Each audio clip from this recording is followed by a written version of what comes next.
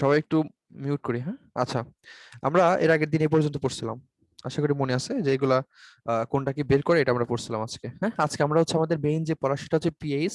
PH change হলে কি, pH বাড়লে কি, পিএইচ কমলে কি, জমিতে পিএইচ কত, মানুষের রক্তে পিএইচ কত, চোখের পিএইচ কত, সব মানে পিএইচ থেকে রেগুলার একটা করে কোশ্চেন হয়।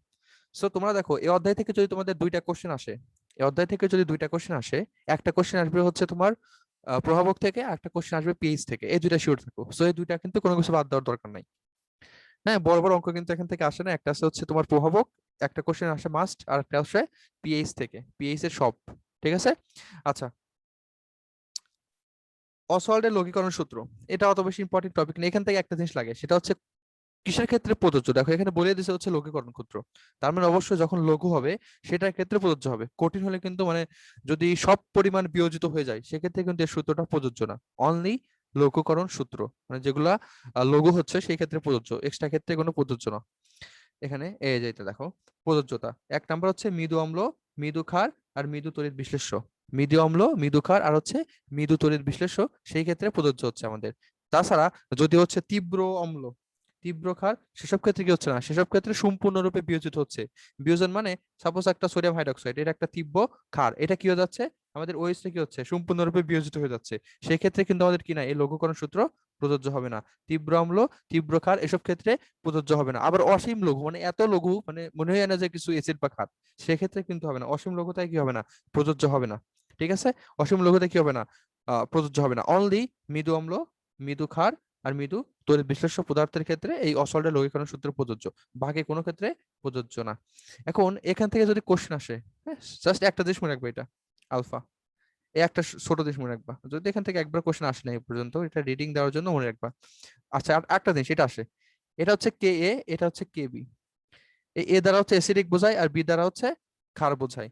তো এটা এই কোশ্চেন আসছে মেডিকেলে 3-4 সালের দিকে আসছে, যে 15-16 সালের দিকে, যে অ্যাসিডের তীব্রতা, 15-16 সালের দিকে আসছে যে অ্যাসিডের তীব্রতা এটা কিসের উপর নির্ভর করে, অ্যান্সার হচ্ছে কে এ। সো পরবর্তীতে কোশ্চেন আসতেই পারে যে ক্ষারকের তীব্রতা কিসের উপর নির্ভর করে, কেবি। দুইটা কিন্তু আলাদা। এটা হচ্ছে আহ 15-16 সালের মেডিকেল কোশ্চেন, যে অ্যাসিডের তীব্রতা কিসের উপর নির্ভর করে, কে এ, আর ক্ষারকের তীব্রতা কেবি। বিতে বেশ এটা, এখান থেকে এটা ইম্পর্টেন্ট। আমাদের পিএস শুরু করলে এটা সবচেয়ে বেশি ইম্পর্টেন্ট হবে। এই যে ছোটখাটো জিনিস, যেমন হচ্ছে তোমার আহ 7-এর থেকে কম হলে হচ্ছে এসিড, তারপরে 7-এর বেশি হচ্ছে ক্ষার, 7 হচ্ছে নিউট্রাল। হ্যাঁ, এই জিনিসগুলো আমরা অ্যাভয়েড করলাম, এই জিনিসগুলো নর্মালি পারার কথা।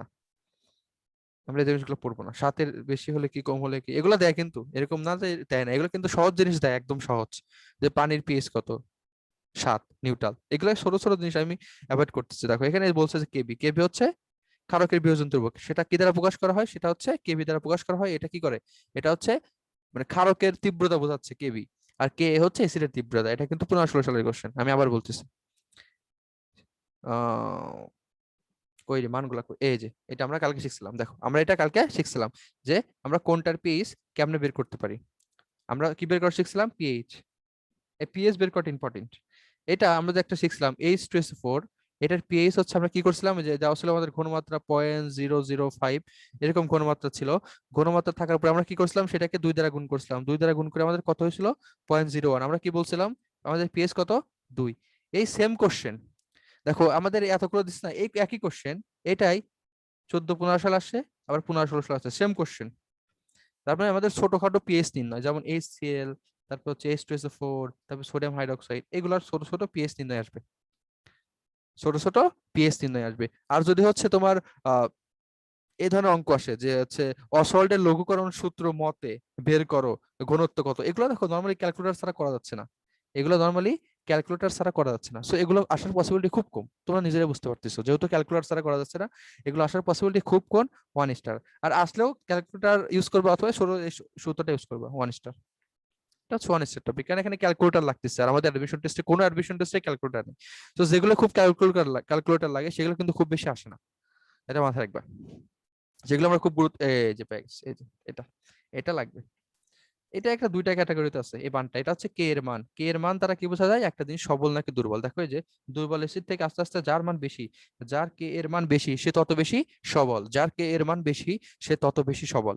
সো এখানে দুই ক্যাটাগরির স্টুডেন্ট আছে, দেখো একটা হচ্ছে 25 ডিগ্রি সেলসিয়াস তাপমাত্রা, যাদের ইচ্ছা একদম র্যাঙ্ক, তাদের সব করে মুখস্থ করতে হবে।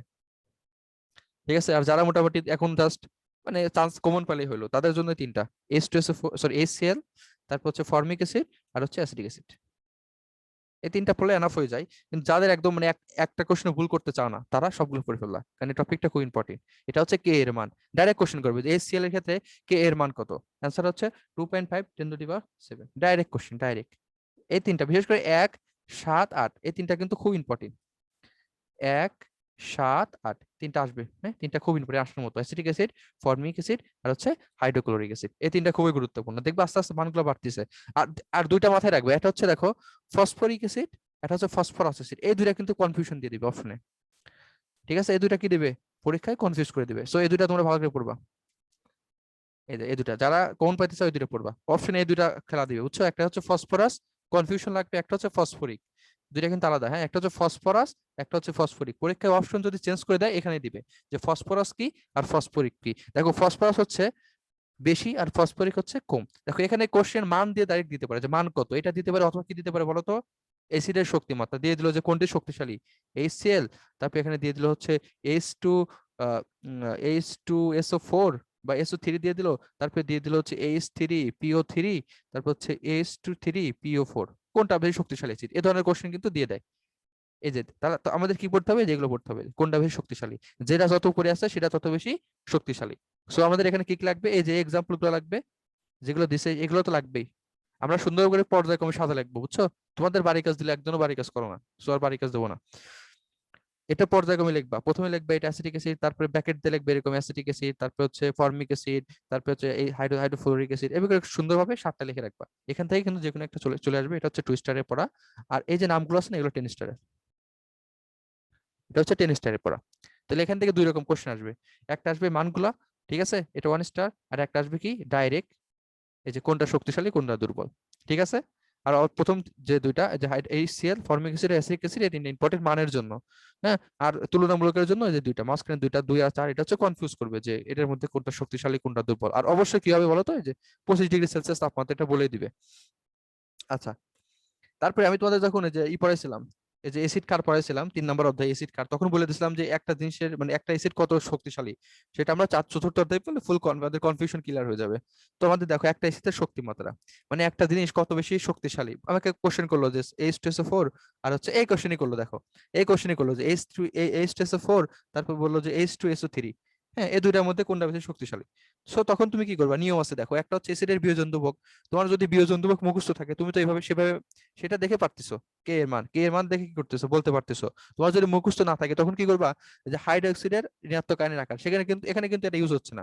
এই যে আমাদের 3 নম্বরটা ইউজ হবে, কেন্দ্রীয় পরমাণুর জারণ অবস্থা, কেন্দ্রীয় পরমাণুর আকার আর দ্রাবকের প্রকৃতি। সো আমরা এখানে ইউজ করবো হচ্ছে কেন্দ্রীয় পরমাণুর জারণ অবস্থা। ঠিক আছে, আমরা এটা ইউজ করবো কারণ আমাদের প্রথম দুটো খাটতেছে না। সো আমরা ডাইরেক্ট কি করে যাবো, যে কেন্দ্রীয় পরমাণু এখানে সালফার, এখানেও সালফার।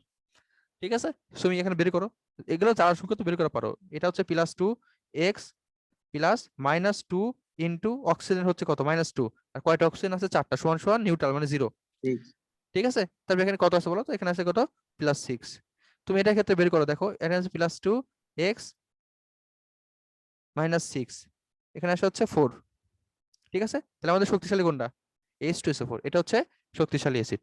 সো আমরা কিন্তু এভাবে যে কোনো অ্যাসিডের মধ্যে কোনটা শক্তিশালী কোনটা দুর্বল এটা বের করতে পারি। Very very important for both university and medical, university medical, university, HSC সব ক্ষেত্রে এটা ইম্পর্টেন্ট। এমনকি কমার্কের কোশ্চেনে আসে, কমার্কের কোশ্চেনে আসে।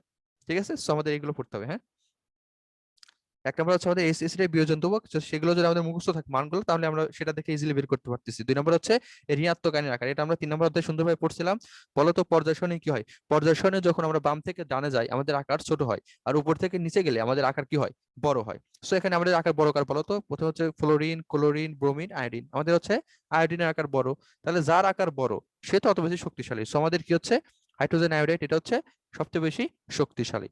তাহলে হাইড্রাইডের ক্ষেত্রে মানে যাদের ক্ষেত্রে হাইড্রোজেন যুক্ত হয়ে অ্যাসিড হচ্ছে, তাদের ক্ষেত্রে যার আকারটা বড় সে তত বেশি শক্তিশালী। সো আমাদের এখানে সবচেয়ে বেশি শক্তিশালী হচ্ছে এইচআই। ঠিক আছে, এই যে সবচেয়ে কম শক্তিশালী কোনটা, হাইড্রোফ্লোরিক অ্যাসিড, কারণ এটার আকার কি সবচেয়ে ছোট। আশা করি এটা বুঝতে পারছো, হ্যাঁ। যেমন যার আকার বড় সে তত বেশি শক্তিশালী, ঋণাত্মক আয়নের আকার, যার ঋণাত্মক আয়নের আকার বড় সে তত বেশি শক্তিশালী। আমাদের 2 নম্বর পয়েন্ট। 3 নম্বরে যে আমরা যেটা শিখলাম কেন্দ্র পরমাণুর জারণ অবস্থা, এখানে এটা বলছে এটা এটা কোনটা শক্তিশালী, সো তুমি সবগুলোর কেন্দ্র পরমাণুর জারণ অবস্থা বের করো, এটা +7, এটা +6, এটা +5, এটা +4, যার বেশি সে কি হবে, তত বেশি শক্তিশালী। জারণ সংখ্যা বের করে আশা করি সবাই পারো। হ্যাঁ, হাইড্রোজেনের ক্ষেত্রে বের করো, এটা হচ্ছে +2 +x, আমরা সালফারকে s ধরে নিলাম যেহেতু আমরা এটা জানি না। তারপর হচ্ছে -2, অক্সিজেনের কত, -2 গুণন কয়টা অক্সিজেন আছে, 3টা, = 0। তারপর তুমি বের করে ফেলো যে 2 + x - 6 = 0, x +4, এই যেমন দেখো +4 পেয়ে গেলাম। সো আমরা এভাবে বের করবো, যার বেশি সে তত বেশি শক্তিশালী। এখানে হচ্ছে কেন্দ্র পরমাণুর আকার। দেখো অনেক সময় এরকম হয়, অনেক সময় আমাদের এরকম হয় যে দুইটা জিনিস আছে, একটা দেখো নাইট্রিক অ্যাসিড, একটা আছে H3PO4, এই দুইটার মধ্যে দেখো আমাদের কেন্দ্র পরমাণুর আমরা জারণ সংখ্যা বের করলাম, বের করার পর দেখলাম HNO3 এটার কত, +5, তারপরে H3PO4 এটার ক্ষেত্রে কত, +5। তো এখন আমরা কি করব, তো সেক্ষেত্রে যেটার আকার ছোট, সেক্ষেত্রে যেটার আকার ছোট সেটা তত বেশি শক্তিশালী অ্যাসিড হবে। দেখো নাইট্রোজেনের আকার, নাইট্রোজেন এখানে আছে কত, ফসফরাস, দুইটাই কি বলতো গ্রুপ 15 মৌল না? আর আমরা কি জানি বলতো, উপর থেকে নিচে গেলে আমাদের আকার কি হয়, বাড়ে নাকি কমে, বলো? আমি যখন উপর থেকে বাড়ে। হ্যাঁ, ভেরি বাড়ে। গুড। তাহলে আমার নাইট্রোজেনের আকার ছোট আর ফসফরাসের আকার বড়, সো আমার নাইট্রোজেনের আকার ছোট, বড়। তার মানে কি নাইট্রোজেন তত বেশি শক্তিশালী। এই যে শক্তিশালী। এটা, সো আমরা এটা কখন দেখবো, যখন দেখবো আমার দুইটার জারণ সংখ্যা সমান, আর যদি সমান না হয় তাহলে তো আমরা বুঝে গেলাম যে কোনটা শক্তিশালী। ঠিক আছে, এই টাইপের কোশ্চেন কিন্তু ইউনিভার্সিটিতেও আসে, এইচএসসি তেও আসে, প্রচুর আসে। এই দেখো এখানে এই কোশ্চেন দিয়ে দিচ্ছে যে কোনটি শক্তিশালী অ্যাসিড, সো তোমরা জারণ সংখ্যা বের করবা, এটা হচ্ছে +7, এটা তত বেশি শক্তিশালী হবে।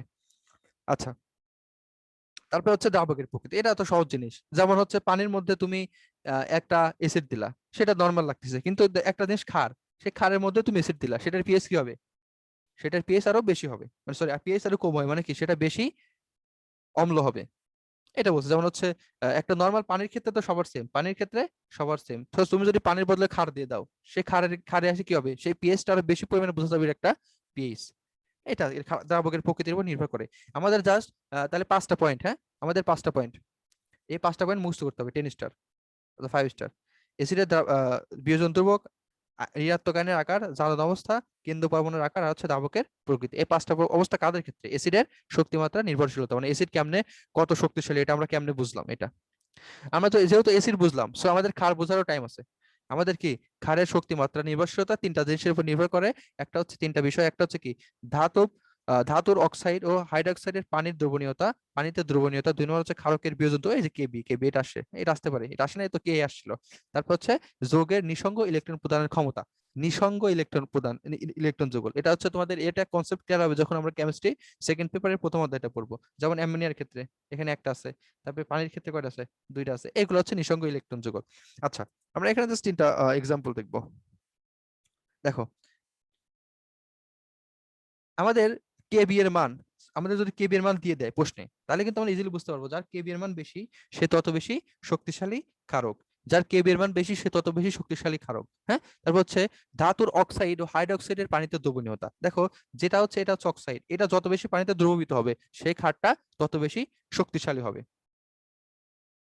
আচ্ছা, এখানে ওভাবে তোমার দেয় না, এখানে ক্ষারের ক্ষেত্রে জাস্ট দিয়ে দিছে যে এটা 100%।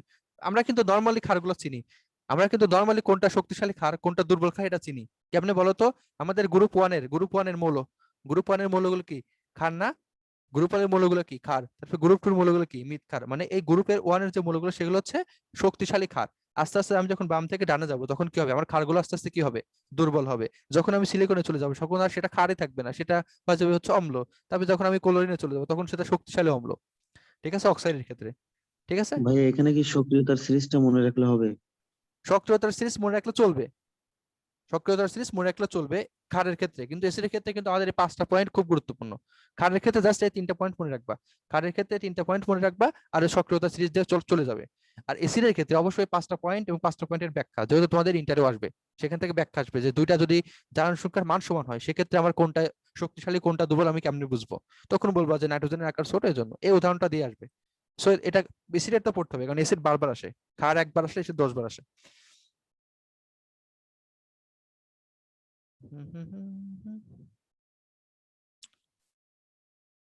আচ্ছা, তোমরা আসলে বুঝতে পারছো, মানে তোমাদের কোনগুলো পড়া লাগবে, মানে কোনগুলো বারবার পড়া লাগবে আর কোনগুলো ইগনোর করলেও সমস্যা নাই। যেগুলো ক্যালকুলেটর লাগে বড় বড় ম্যাথ সেগুলো না পড়লে সমস্যা নাই, ঠিক আছে। আর যেগুলো ছোট ছোট জিনিস পিএইচ টিএইচ এগুলো কিন্তু পড়তে হবে মাস্ট, এগুলো কোনো ছাড় নাই।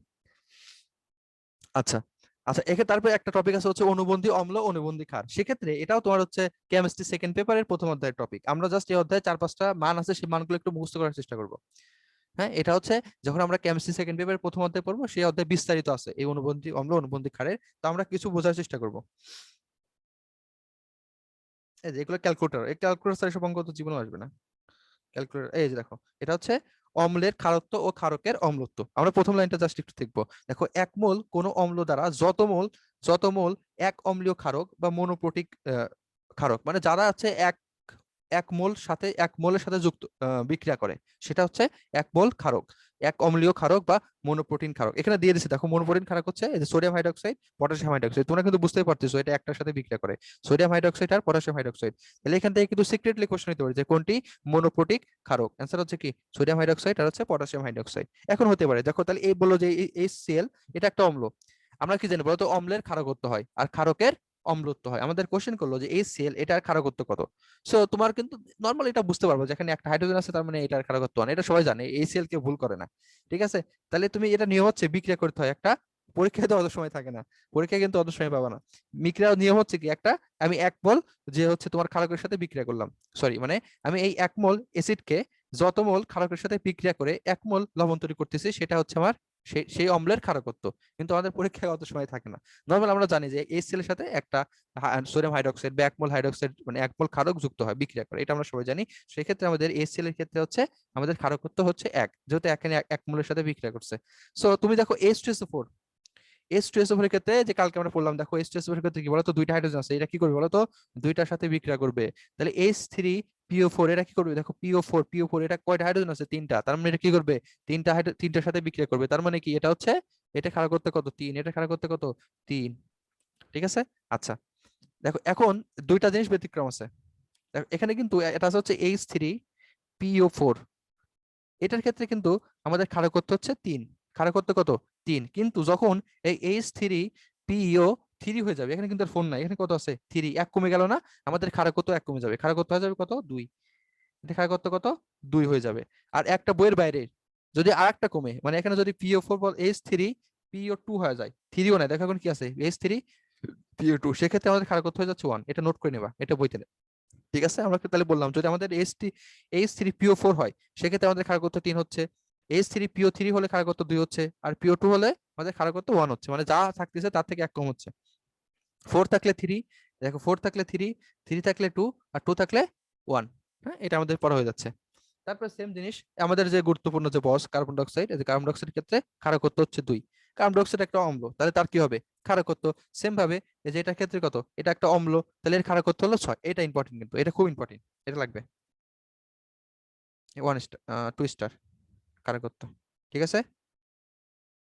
ফসফরাস পেন্টক্সাইড, এটা ক্ষারকত্ব হচ্ছে 6, কারণ তুমি যখন এটা মানে বিক্রিয়া করবা, বিক্রিয়া করার পর যখন সমতা করতে যাবে দেখবে যে এখানে 6 মোল লাগে ক্ষারক। সো এটার এই অম্ল, এটা অম্ল না, এই অম্লের ক্ষারকত্ব কত 6, এটা খুব ইম্পর্টেন্ট 6। তবে সেম ভাবে যেহেতু অম্লের হয় ক্ষারকত্ব, তার মানে ক্ষারকের হবে অম্লত্ব, অম্লের যদি ক্ষারকত্ব হয় তাহলে ক্ষারকের কি হবে অম্লত্ব হবে। এই যে আমাদের সোডিয়াম অক্সাইড, এটা তো সেম পাবা, এই যে HCl এর সাথে বিক্রিয়া করলে সেম সেম জিনিস, কয়টার সাথে বিক্রিয়া করে বলতো, একটার সাথে বিক্রিয়া করে, তাহলে এর অম্লত্ব, ক্ষারকের অম্লত্ব কত, ক্ষারকের অম্লত্ব হচ্ছে 1।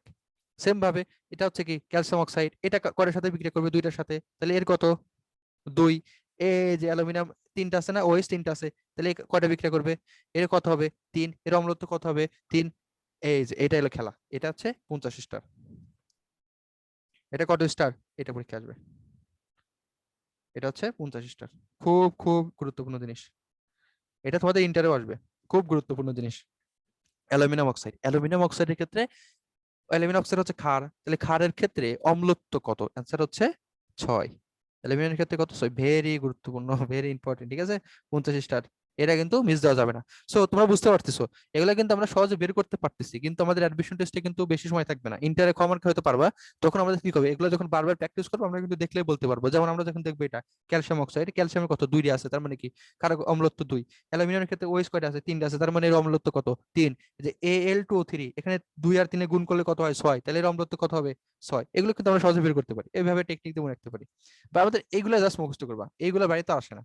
হাজার নাকসারের বই এগুলো বাইরে আসে না, যেটা বইয়ের বাইরে আসে সেটা আমি তোমাদের দেখাই দিলাম। এই যে 2 থাকলে 1, 3 থাকলে 2, 3 4 থাকলে 3। সো এটা কিন্তু খুব ইম্পর্টেন্ট টপিক ইন্টার এবং এইচএসসি, এবং এটা আমরা আবার পড়বো কেমিস্ট্রি সেকেন্ড পেপারের প্রথম অধ্যায়ে। আশা করি এটা খুব সুন্দরভাবে তোমরা বুঝতে পারছো। এটা বুঝতে পারছো? জি ভাইয়া। জি ভাইয়া। ঠিক আছে, ওকে। আমরা এখন আমাদের আস্তে আস্তে মোটামুটি আরো হাইলি টপিক, যেগুলো থেকে বারবার বারবার কোশ্চেন হয়, প্রত্যেকবারই কোশ্চেন হয়, সেটা হচ্ছে আমাদের পিএইচ। হ্যাঁ, আর তোমাদের আমি পিএইচ স্কেল সেদিন ধরছিলাম, কেউ পারো নাই। আমাদের পিএইচ স্কেল রেঞ্জ হচ্ছে 0 থেকে 14, ঠিক আছে? আর পিএইচ আবিষ্কার করছে আমি, ঠিক আছে? সোহান সরেন একই, ঠিক আছে? পিএইচ, হ্যাঁ, পিএইচ স্কেল, হ্যাঁ, পিএইচ স্কেল হচ্ছে সরেন সেন, ঠিক আছে? পিএইচ স্কেল হচ্ছে সরেন সেন। ভাই এটা শালা তো মুখস্থ রাখতে হবে মনে হয়। সালো লাগবে, এটা গুরুত্বপূর্ণ জিনিস না। 1909 সালে সরেন সেন পিএইচ, এটা তোমাদের নামে মনে থাকে, কারণ এটা বারবার পড়া হয়তো, বারবার একটা জিনিস পড়লে মনে থাকবে। যেমন সব বৈজ্ঞানিক নাম কিন্তু লাগবে না, যেগুলো বলবো তার বাইরে ইনশাল্লাহ লাগবে না। হ্যাঁ, নর্মালি আসেই না, তাও এগুলো দেখবা, দু একটা ইম্পর্টেন্ট আছে সেগুলো দেখবা। কিন্তু পিএইচ এর সংজ্ঞা, এটা তো এইচএসসি এর কোশ্চেন, পিএইচ এর সংজ্ঞা কি, ঋণাত্মক আয়নের লগারিদম, এগুলো একটা জিনিস মনে রাখবা। দেখো এই ইকুয়েশনটা মনে রাখবা, দেখো এই ইকুয়েশনটা খুব গুরুত্বপূর্ণ, এই ইকুয়েশনটা খুবই গুরুত্বপূর্ণ। কেন গুরুত্বপূর্ণ এটা আমি একটু পরে দেখতে পারবো, টুইস্টার দেখো। পিএইচ সমান সমান minus log of hydrogen ion, এটা সবাই জানো, এটা সবাই জানো। তারপরে এটা দেখো এন্টি লগ মাইনাস পিএইচ, এটা 9-10 এর আমরা লগের অঙ্ক করছি সেই নিয়ম অনুসারে। কিন্তু আমাদের এটা মনে রাখতে হবে, পিএইচ সমান সমান 10⁻⁻ পিএইচ। আমাদের এই জিনিসটা মনে রাখতে হবে, যখন ইউনিভার্সিটির বা মেডিকেলের খুব কঠিন কোশ্চেন আসে তখন আমরা এটা দিয়ে করে ফেলবো। এটা কিন্তু নর্মালি কেউ করে না, বুঝছো? কিন্তু এটা খুব গুরুত্বপূর্ণ জিনিস, এটা মনে রাখবা, এটা মনে রাখবো, খুব গুরুত্বপূর্ণ, এটা খুব গুরুত্বপূর্ণ। এখান থেকে কয় সালে কোশ্চেন আসছে দাও দেখি বলি। হুম হুম হুম। এখান থেকে কোশ্চেন আসছে 14-15 সালে মেডিকেলে, 14-15 সালে এরকম একটা অঙ্ক আসছে। এটা কেমনে করবো আমরা একটু পরে দেখবো, এটা হচ্ছে 14-15 সালের কোশ্চেন। এরকম একটা অঙ্ক আসলো, হ্যাঁ, আমরা আস্তে আস্তে করবো সেটা। এই যে এটা তো জানি, আমাদের হচ্ছে 0 থেকে 14 এর মধ্যে নর্মালি থাকে, হ্যাঁ? এখানে অনেক কিছুর পিএইচ দিছে, এগুলা লাগবে না।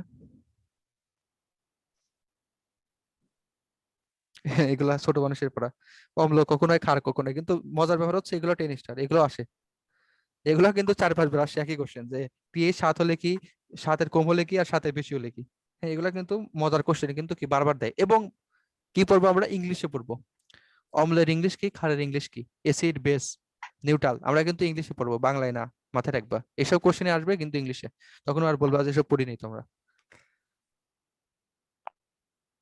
একটা লাইন পড়তে পারো যে তাপমাত্রা বৃদ্ধিতে পানির পিএইচ হ্রাস পায়, আর রিডিং, এগুলা স্যারদের চোখে পড়ে না নর্মালি। এই যে আমরা যে কালকে যা শিখছিলাম সেটা দিয়ে আমরা দেখো যে কোনো অঙ্ক করতে পারবো। আমরা কালকে যা শিখছিলাম সেটা দিয়ে আমরা যে কোনো অঙ্ক করে ফেলতে পারবো। দেখবা এই দেখো, এই যে 0.1 এই মোল HCl, তার মানে আমাদের পয়েন্টের পরে কয়টা সংখ্যা আছে, 1, তার মানে এটার পিএইচ কত বলো তো, 1। এই অন। দেখো এটা পিএইচ 1। তারপরে এটা এটা এটা আমরা পারবো না, এটা পারবো না, কারণ এটা কি নাই আমাদের এখানে 1 নাই, সেজন্য এটা কিন্তু আমাদের ক্যালকুলেটর লাগবে। এবং এই অঙ্কটা পারলে মুখস্থ করে ভালো, কিছু করার নেই, এখানে ছোট অঙ্ক তো দিয়ে দিতে পারে, ওটা বুঝতে পারতে হবে। এখন বললো ভাই মুখস্থ করাচ্ছে, মুখস্থ করাচ্ছি না আমি, তুমি যদি পারো ক্যালকুলেটর চুরি করে নিয়ে যায় পরীক্ষা দিও, কিন্তু ক্যালকুলেটর তো নিতে পারবে না। সো তোমাদের চালাকি বুদ্ধি হচ্ছে লক মাইনাস লক 0.2, এটা মান মুখস্থ করবা। লক লক 2, লক 0.2 এটা মান মুখস্থ করবা। এটা মান মুখস্থ করলে তো আর ক্যালকুলেটর নিতে হচ্ছে না। সো সেটা আমার মুখস্থ করলে তোমরা এটা বের করতে পারবা। এটা, হ্যাঁ, এটা একটু ক্যালকুলেটর ছাড়া পারবো। আর আমাদের যে টেকনিক ছিল সেটা হচ্ছে লাস্টে অবশ্যই কি থাকতে হবে, 1 থাকতে হবে। তারপরে এই যে এটা দেখো, এই যে এটা আমাদের মিলে যাবে 0.01, তার মানে এটার পিএইচ কত বলো তো, 2। যদি থাকতো 0.001, সেটার পিএইচ হচ্ছে 3। এগুলো আমরা পারবো চিল।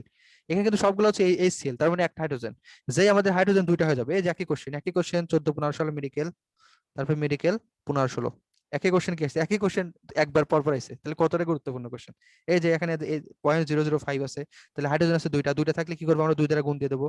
2 দ্বারা গুণ দিয়ে দিলে আমাদের কত হয়ে যাচ্ছে বলো তো, 0.01। 0.01 মানে কত, দুই। পিএস কত, 2। এটা ইন্টারেও আসে, এইচএসসি তো আসে, ডিইউ আর সব জায়গায় আসে। এই একই, খুব গুরুত্বপূর্ণ জিনিস, ক্যালকুলেটর ছাড়া করা যাচ্ছে, একটু পেঁয়াজ আছে। ও শিট। আহ আবার ক্ষারের ক্ষেত্রে যদি আসি, ক্ষারের ক্ষেত্রে আমাদের তো পিএইচ হবে না, বলো তো ক্ষারের ক্ষেত্রে কি হবে, পিওএইচ। এখানে কি কোনো, এখানে কি কোনো পয়েন্ট আছে, তাহলে এটার কত বলো তো, এটার পিওএইচ কত হবে, 0। এখানে কোনো পয়েন্টই নাই, তাহলে এটার পিওএইচ কত, 0। আর পিএইচ কত হবে তাহলে, 14। এই দেখো এটার পিএইচ পিএইচ হচ্ছে 14। 14 হবে। এই যে আমরা সহজগুলো বের করতে পারি। তাহলে এটার হচ্ছে কত, 0.1, তার মানে এটার কত পিএইচ কত হবে, 13 1। হবে। এই পিএইচ 1 হবে, 13। পিওএইচ হবে 1। পিওএইচ 1। হ্যাঁ ঠিক আছে, সো আমরা এগুলো ইজিলি বের করতে পারি। এটা হচ্ছে 0.2, তার মানে এটা বাদ, এখানে 1 নাই। এটা দেখো কয় আছে, 3টে শূন্য আছে, 3টে শূন্য মানে কি বলতো, পিএইচ কত, 11। পিএইচ 11। 11, আর পিওএইচ হচ্ছে 3। 3। এগুলো কিন্তু সহজ সহজ জিনিস, এগুলো আসবে অ্যাডমিশন, এগুলো আসে বুঝছো। এই যে এটা লাগবে, এটা হচ্ছে দেখো যে এখানে পয়েন্ট, এই যে 0.2, এটার 0.2 মান বের করছে, মুখস্থ করবে এটা, এত 7, এটা হচ্ছে পিওএইচ। আর 14 থেকে বাদ দিয়ে দিলে আমরা কি পেয়ে যাবো, পিএইচ 12.3। এটা ইন্টারে আসে, ইন্টার এইচএসসি। এইচএসসি তে তো ক্যালকুলেটর থাকে, তখন মাইরে দিবে, সমস্যা নেই। আর এইচএসসি তে তো সবগুলো একই সূত্রে মারবে, মাইনাস হাইড্রোজেন আয়ন। ঠিক আছে, এই এক সূত্রতে সব হবে, কারণ তো আমাদের ক্যালকুলেটর আছে, আমাদের ঠেকায় কে, হ্যাঁ। দেখো বাকিগুলো এইচএসসি, যে সব অঙ্ক এইচএসসি, দেখ রেখে দে, ঘনমাত্রা বের করবা, গমার্কে আসে, গমার্কে আসে, ঘনমাত্রা বের করবা, বের করে পিওএইচ বের করে দিবা, এই যে ক্যালকুলেটর দিয়ে মারিয়ে দিছে, তারপরে 14 থেকে মাইনাস দিলে পিএইচ পাওয়া যাবে। সহজ সহজ সহজ জিনিস, এই যে মাইনাস পিএইচ ফাংশন কত, minus log of hydrogen ion. তাহলে আমার পিএইচ বের করার জন্য আগে কি লাগবে, হাইড্রোজেন আয়ন লাগবে অথবা হাইড্রোক্সিল আয়ন লাগবে। আমরা আগে এই দুটো বের করবো, এটা ঘনমাত্রা বের করবো। আমাদের ব্র্যাকেটের মধ্যে কোনো কিছু থাকলে তার মানে হচ্ছে সেটার ঘনমাত্রা। আমরা সেটা ঘনমাত্রা বের করে, এই যে ভাইয়া ওই যে উপরের উপরের এমসিকিউটা সলিউশন করলে ভালো হতো। এটা এটা 6 হবে। 6 হবে বললাম না, এই দেখো, এই যে দেখো চলে এসে, দেখছো 10 এর উপর 15, 6। 10, দেখছো 6। এগুলো তো পারো, স্মার্ট স্টুডেন্ট। 6 হবে মনে হয়। 6 হবে, 6 yes। হবে। হ্যাঁ এগুলো তোমরা এটা একটু তো সলভ মনে করো। হয় মেডিকেলে আসছে। মেডিকেল আসে না, এটা আসতে পারে, ইম্পর্টেন্ট খুব, যেহেতু ইউনিভার্সিটিতে আসে, হ্যাঁ, মানে বোর্ডে আসে অলরেডি 15 সালে। এটা গুরুত্বপূর্ণ জিনিস, এটা তোমাদের তো বলে দিলাম, এই যে 3 2 6। আমরা এখন ক্যালকুলেটর রেগুলার করবো না, এই যে এটা 14 সালে মেডিকেল কোশ্চেন। মনে আছে আমরা একটু আগে একটা জিনিস মনে রাখলাম, বলো তো কি মনে রাখছিলাম একটু আগে, পিএইচ সমান সমান 10 to the power minus pH, আমরা এটা মনে রাখছিলাম না, মনে আছে। জি ভাইয়া। আচ্ছা, জি। তো এটা দিয়ে দেখো কি মনে রাখা যায়, এটা সেম, এ মাইনাস বি মনে রাখো। শোনো, এটা হচ্ছে পিএইচ, এটা হচ্ছে কতখানি চেঞ্জ হচ্ছে, 10, 10 to the power a minus b. A মানে মনে রাখা হচ্ছে যেটা প্রথমের পিএইচ, যেমন এখানে পিএইচ প্রথমটা হচ্ছে 3, ঠিক আছে, আর বি মানে হচ্ছে 2 নাম্বারটার পিএইচ মনে রাখো 6। ঠিক আছে, তো আমরা নর্মালি কি করি, যখন আমরা বিয়োগ অঙ্ক করি, যখন আমরা বিয়োগ অঙ্ক করি তখন যেটা বড় সেটা সামনে রাখি না।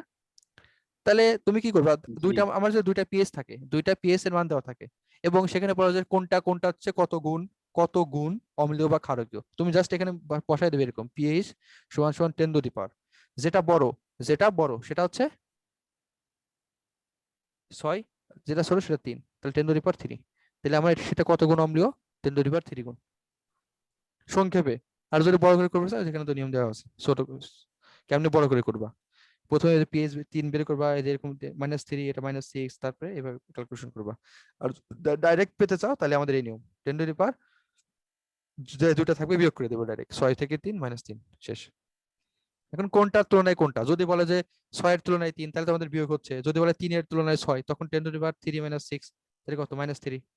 মানে এটা তোমরা বুঝতে পারবে, দেখ অঙ্ক দেখলে বুঝতে পারবে, এখানে ওইভাবে বলে নাই, এখানে জাস্ট বলছে কত গুণ। সো আমরা 3 গুণ বের করে ফেলছি, এটা মানে আমাদের এই সূত্রটা মনে রাখতে হবে, হ্যাঁ, যেটা আমরা একটু আগে যেটা করলাম সেটা মনে রাখলে হয়ে যাবে। আহ এই দেখো একটা কোশ্চেন, এমনি সত্য মিথ্যা টাইপের, সত্য মিথ্যা টাইপের কোশ্চেন, যে কোনো কিছুর পিএইচ কি 14 বেশি হইতে পারে বা 0 থেকে কম হইতে পারে, অবশ্যই হইতে পারে। কোনো কিছুর পিএইচ অবশ্যই 14 বেশি এবং 0 এর কম হইতে পারে। হুম, বুসরা ইথা মুসা শি, হুম, লা লা ভাই লা। ওইটা বুঝি নাই। কোনটা? 14 বেশি কিভাবে হয়? এটা রিডিং করো, জেনে রাখো, এটা হুদাই, এটা মনে করো যে ইন্টার কোশ্চেন জেনে নাও, জেনে কেউ লেয় না, বুঝছো? এই বের করো, তুমি যদি ঘনমাত্রা অনেক কমায় দাও, ঘনমাত্রা অনেক কমায় দিলে তখন 14 বেশি হবে, বা ঘনমাত্রা মানে পিএইচ যদি অনেক তাহলে বেশি তো এই কমায় দাও, স্কেলটা পার হয়ে গেল। সেটাই তো, এটা তো এমনি হুদায় জেনে নাও, এই জন্য তো বললাম না ডিডিং, এটা লাগে না তো। স্কেল হচ্ছে 0 থেকে 14, এটা জেনে নাও বলছে। তুমি তোমার স্কেল জানো নাহলে না জানো, সমস্যা নেই। পিএইচ হচ্ছে 0 থেকে 14 স্কেল। আচ্ছা আমাকে একটা জিনিস বলো তো। মনে গেল না। হ্যাঁ, কি কথা বল রে? আমাকে একটা জিনিস বলো তো, লবণের পিএইচ কত? কে পারবা?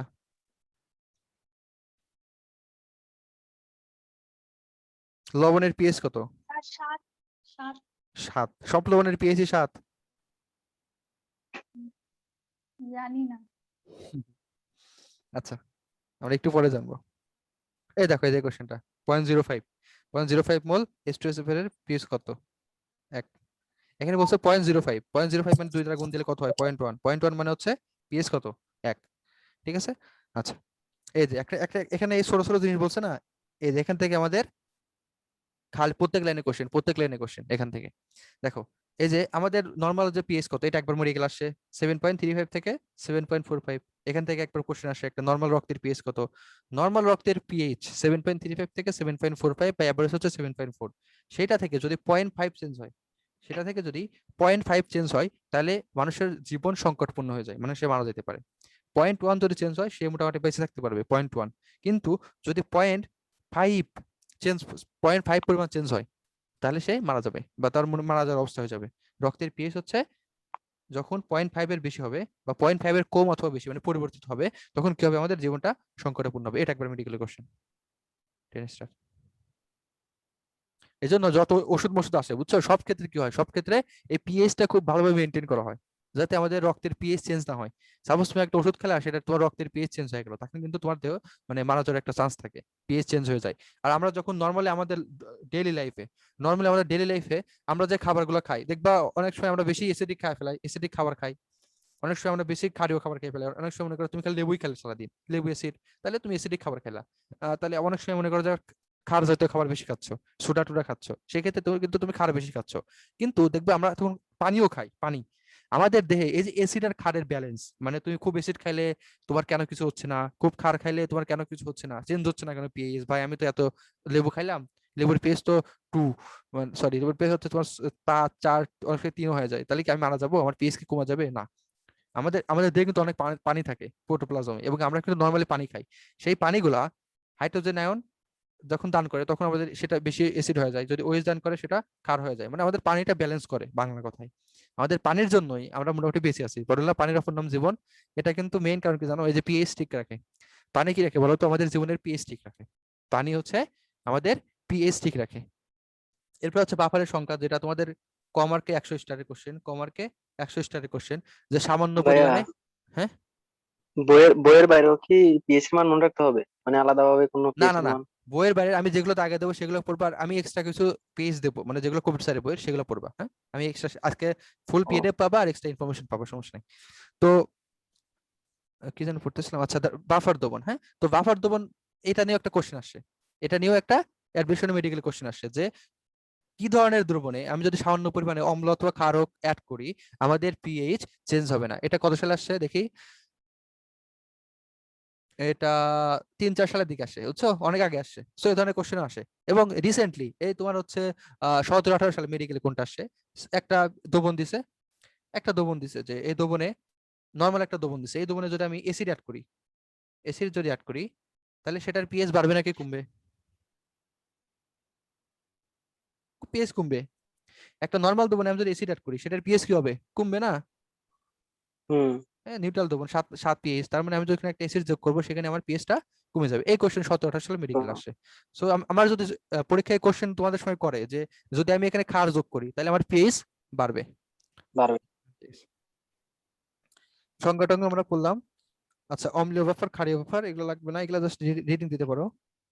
কই মানুষের রক্তে বাফার করে, যে হ্যান্ডারসন হ্যাসেলবাদের সমীকরণ একটা আছে, এটা জাস্ট সমীকরণটা মনে রাখার চেষ্টা করবে। এটা এটা টুইস্টার, এখানে হচ্ছে প্লাস চিহ্ন আছে। সমীকরণটাই তুলে দেয়।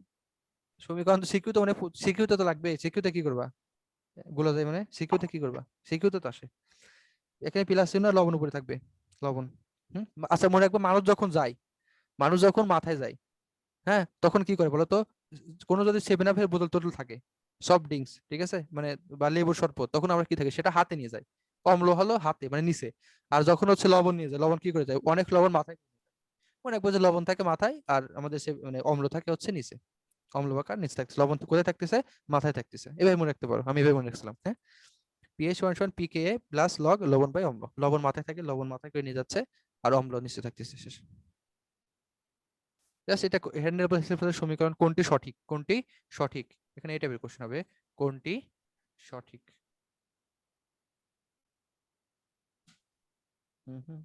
সেম এই দেখো, আমরা যদি হচ্ছে পিওএস দেই, পিওএস বের করি, সেক্ষেত্রে আমাদের কি হবে? জাস্ট আমরা 14 থেকে সেই জিনিসটা বিয়োগ দিয়ে দেবো। এটা তো আমরা এতক্ষণ অনেকবার একই জিনিস পড়ছি, হ্যাঁ। এই যে দেখো, এটা হচ্ছে কারকের ক্ষেত্রে আমরা কি করছি? পেজ বের করার জন্য আমরা 14 থেকে সেটা বিয়োগ করে দিছি, সহজ জিনিস। এগুলা রিডিং দিবা, এগুলা রিডিং 2বার রিডিং দিবা, হ্যাঁ, ডাবল আর 2বার রিডিং দিবা, না দিলেও হবে, সমস্যা নেই। এগুলো কোশ্চেন করার উপায় নাই, এগুলো থেকে কোশ্চেন হয় না। পিকে এর মান, আচ্ছা আমরা কিন্তু পিকে এর মান পিকের মান লাগবে। পিকের মান কিন্তু আমরা একটু আগে পড়ছি, সো এখান থেকে না পড়লে হবে। পিকের মান এখান থেকে না পড়লে হবে, প্রথম দুটো পড়লে হবে, ফর্মিক অ্যাসিড আর হচ্ছে অ্যাসিটিক অ্যাসিড, এই দুটো পড়লে হবে পিকের মান, হ্যাঁ। আমরা কিন্তু কে এর মানটা পড়ছি না, আমরা কিন্তু কে এর মানটা পড়ছি, আমরা পিক এর মান এই দুটো পড়বো, এবং আমি তোমাদের এক্সট্রা ইনফরমেশনে এই পিক এর মানগুলো লিখে দিছি, হ্যাঁ, 4-5টা লিখেছি, সেগুলো পড়বা। এবার একটা 20 সালে মেডিকেল একটা পিক এর মান আসছিল, পিক এর মান আসছিল, ঠিক আছে, সাইটিক অ্যাসিডের। সো আমি তোমাদের এটা শখ দেবো না, এই শখের মধ্যে দেখবা 6টা আছে, 6টা মুখস্থ করবা, হ্যাঁ, কবির স্যারের বইয়ের তথ্য। বাফার ক্ষমতা, আচ্ছা বাফার ক্ষমতা, এটা সূত্রটা একটু দেখতে পারো। আর এগুলো আসলে এমসিকিউ করার কোনো থাকে না। এই যে এই একটা জিনিস একটু মনে রাখতে পারো, একটা জিনিস যে কোনো দমনের কোনো কারণে যখন এইচ এ আর এ অনুপাত বাড়ে, তখন এটা পিএস কমে, এগুলা আর রিডিং দিবা। এগুলো আসলে তোমার অপশন দেওয়া যায় না, এগুলো যখন কোশ্চেন করে সেগুলো অপশন দেওয়া যায় না, এই জন্য এই কোশ্চেন গুলো নর্মালি করে না। আরেকটা জিনিস তোমাদের বলে রাখি, যদি একটা অ্যাসিড শক্তিশালী হয়, সেটার যে অনুবন্ধী ক্ষার সেটা দুর্বল হয়। আর যদি একটা ক্ষারক শক্তিশালী হয়, সেটার অনুবন্ধী অম্ল দুর্বল হয়। আর দুর্বল অনুবন্ধী আর হচ্ছে যদি একটা অম্ল দুর্বল হয়, সেটার অনুবন্ধী ক্ষারক কি হয়? শক্তিশালী হয়। এটা আশা করি সবাই জানো। এটা একটু রিডিং দিবা, হ্যাঁ, এখান থেকে এমসিকিউ করার অপশন দিতে পারে না, অপশন। এই যেখানে তোমাদের এগুলো ঘমার্কে কিন্তু আসে প্রত্যেকবারই আসে, সিকিউ আসে যে কেমনে বাফার দমন কাজ করে। এই যে আমি তোমাদের বললাম পানি ওএইচ দেয়, এইচ দেয়, এভাবে কাজ করে। এগুলো এই যে সামান্য পরিমাণে এইচ যোগ করে, এগুলো তোমরা সিকিউ, এগুলো হচ্ছে সিকিউর জন্য অবশ্যই পড়বা, এটা সিকিউর জন্য মাস্ট, 100 স্টার, ঠিক আছে, এগুলো সিকিউর জন্য মাস্ট পড়বা। কারণ এটা হচ্ছে তুমি যদি সিকিউর জন্য পড়ো, এখান থেকে যদি ভুলাভালা কোনো কোশ্চেন দেয়, তখন কিন্তু না বুঝলে পারবা না। সো তোমাদের এটা সিকিউর জন্য অবশ্যই পড়তে হবে, মাস্ট লাগবে। তোমরা একটু জাস্ট দেখবা, 2 মিনিট দেখলে পারবা যে আমি পানি মানে যখন আমাদের পিএইচ দরকার, ওএইচ হাইড্রোজেন দরকার হয় হাইড্রোজেন দেয়, যখন ওএইচ দরকার হয় ওএইচ দেয়, এভাবে আমাদের পিএইচটা মেনটেন করে। তাহলে আমাদের রক্তের পিএইচ নরমালি চেঞ্জ হয় না, এর কারণ হচ্ছে আমাদের রক্তে বাফার থাকে, বাফার সিস্টেম। আর বাফার সিস্টেম এমন একটা সিস্টেম যেখানে সামান্য পরিমাণে অ্যাসিড যোগ করলেও কিছু হয় না, সামান্য পরিমাণ ক্ষার যোগ করলেও কিছু হয় না। আমরা এরপরে আমাদের আস্তে আস্তে গুরুত্বপূর্ণ পার্ট, আরো গুরুত্বপূর্ণ পার্ট, সেটা আমাদের বাফার সিস্টেম, আমরা এরপরে সেটা ঢুকবো, হ্যাঁ। এগুলো রিডিং দিবা, টু আর হ্যাঁ, এগুলো রিডিং দিবা।